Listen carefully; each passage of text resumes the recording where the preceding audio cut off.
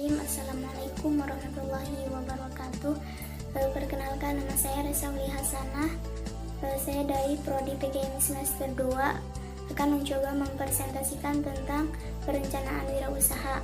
Yang pertama, pengertian perencanaan wirausaha. Wirausaha adalah orang yang menciptakan bisnis baru dalam menghadapi resiko dan ketidakpastian dengan maksud untuk memperoleh keuntungan dan pertumbuhan dengan cara mengenali peluang dan mengkombinasikan sumber-sumber yang diperlukan untuk memanfaatkan peluang tersebut. Jadi pengertian perencanaan wirausaha sebagai proses penentuan visi, misi, tujuan, aturan, strategi, kebijakan, prosedur, dan anggaran yang diperlukan untuk menjalankan suatu bisnis tertentu. Pentingnya perencanaan usaha. Rencana usaha itu harus dibuat dengan secara tertulis agar dapat dijadikan sebagai rujukan, pedoman, dan untuk menjaga agar kegiatan bisnis bisa lebih terarah dan fokus pada pencapaian tujuan. Manfaat yang akan diperoleh dalam bisnis adalah bisa digunakan sebagai pedoman atau alat untuk mengetahui apakah kegiatan bisnis yang dijalankan itu memungkinkan dan memiliki kelayakan untuk dijalankan, dan berapa waktu yang dibutuhkan untuk mewujudkannya serta dapat dijadikan sebagai alat pengawasan. Menurut Bigraf, pada tahun 1994 ada beberapa alasan penting mengapa orang-orang harus menyusun perencanaan usaha. Yang pertama itu untuk menunjukkan bahwa bisnis ini layak dan menguntungkan. Yang kedua itu mendapatkan pembiayaan bank. Yang ketiga itu untuk mendapatkan dana investasi. Yang keempat itu untuk mengatur dengan siapa harus bekerja sama. Yang kelima itu untuk mendapatkan kontrak besar.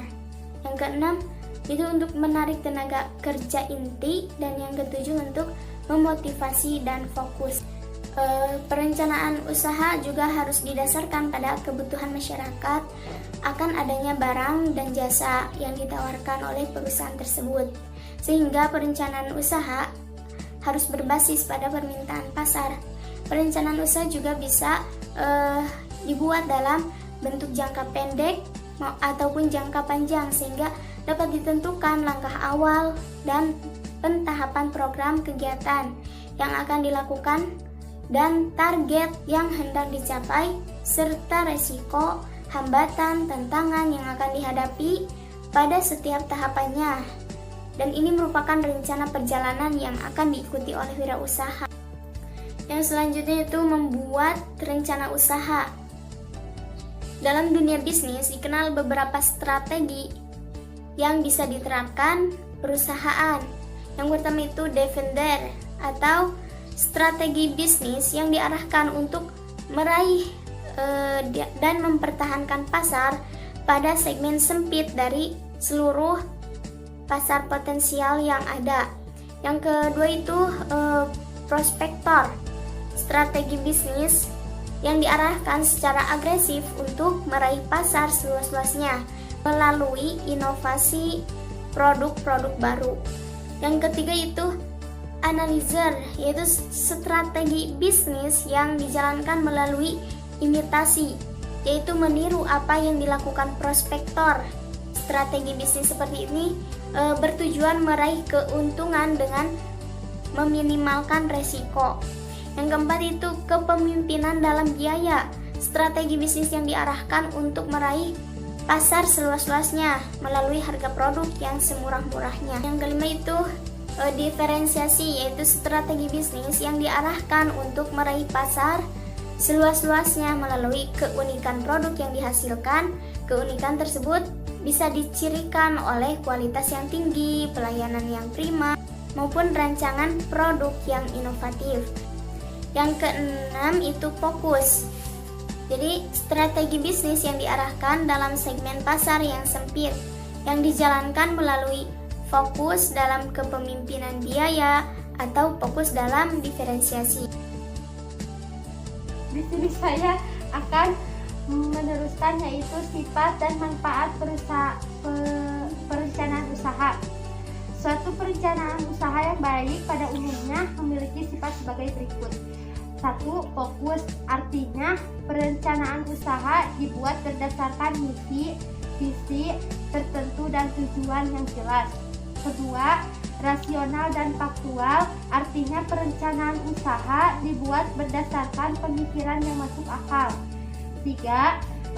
Berkesinambungan atau estimasi, artinya perencanaan usaha dibuat dan dipersiapkan untuk tindakan yang berkelanjutan serta perkiraan tentang kondisi di masa yang akan datang. 4.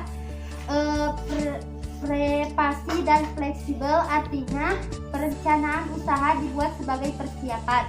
5. Operasional, artinya perencanaan usaha dibuat sesederhana mungkin. Suatu perencanaan usaha memiliki sifat-sifat di atas, maka dengan membuat perencanaan usaha akan diperoleh beberapa manfaat. Yang pertama, pekerjaan atau aktivitas dapat dilakukan secara teratur. 2. Menghindari pekerjaan atau aktivitas yang tidak produktif. 3. Menyediakan alat evaluasi untuk menentukan keberhasilan usaha. 4. Menyediakan landasan untuk pengawasan dan upaya perbaikan. Yang kelima yaitu proses perencanaan usaha. Ada 4 langkah dalam proses perencanaan usaha. Yang pertama, mengidentifikasi peluang usaha. Pada umumnya, suatu produk berpotensi untuk laku dijual dan menguntungkan apabila penawaran untuk produk tersebut masih lebih kecil dari permintaannya. 2. Menentukan jenis usaha yang akan dijalankan. Jenis usaha yang mungkin dipilih dan sejumlah alternatif yang ada. Di sini ada pertimbangan-pertimbangan yang perlu diperhatikan. 1. Jumlah modal dan sumber modal yang diperlukan. 2. Ketersediaan bahan baku baik secara kualitas, kuantitas maupun kontinuitas. 3. Ketersediaan tenaga kerja yang diperlukan. 4. Prospek pemasaran produk yang dihasilkan. 5. Cara-cara perindustrian. 6. Daya beli masyarakat terhadap produk yang dihasilkan. 7. Selera konsumsi. 3. Melakukan studi kelayakan usaha.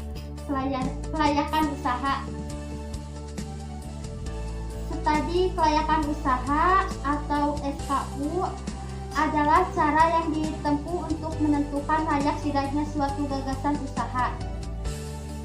Maksud layak di sini dilihat dari berbagai aspek. Yang pertama, aspek pasar dan pemasaran. 2. Aspek produksi. 3. Aspek finansial. Dan keempat, aspek organisasi dan manajemen. Langkah keempat yaitu membuat proposal usaha. Langkah terakhir dalam proses perencanaan usaha adalah membuat proposal usaha. Proposal usaha adalah dokumen tertulis dari perencanaan usaha. Sekian dari kelompok kami. Wassalamualaikum warahmatullahi wabarakatuh.